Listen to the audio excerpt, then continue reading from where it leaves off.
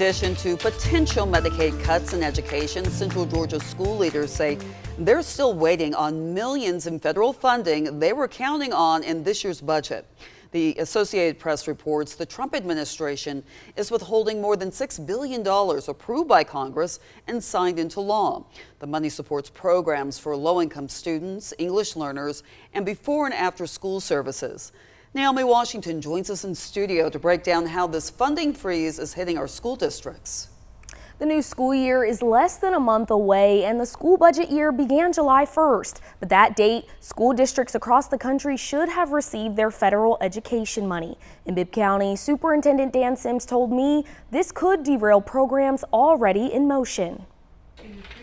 School districts across the nation anxiously await answers. We needed that funding yesterday. This is funding that every district needed on July the 1st. In terms of Bibb County, I believe we're talking about around $6 to $7 million that's hanging in the balance. Superintendent Dan Sims says teacher development has already kicked off and plans to continue supporting migrant students, English learners, and before and after school programs are at stake. Given the amount of money we're talking about, we just don't have that amount of money sitting to the side that could accommodate for this for a long period of time. State School Superintendent Richard Woods issued a statement this week. He says, "I deeply believe in fiscal responsibility. I call on federal funds to be released so we can ensure the success of our students." Georgia Federation of Teachers President Verdelia Turner wants things to go a step further. She says Georgia lawmakers should use the state's surplus budget to help schools cover the shortage. We are urging our state leaders and governor to call a special session to release that money. She says otherwise the consequences could be catastrophic. Our rural districts will be hit the hardest because they're the poorest, and they're going to have to scramble right now. That scrambling, Turner says, may turn into children losing out on needed services and education staff layoffs. August 4th, Bibb County's first day of school is right around the corner.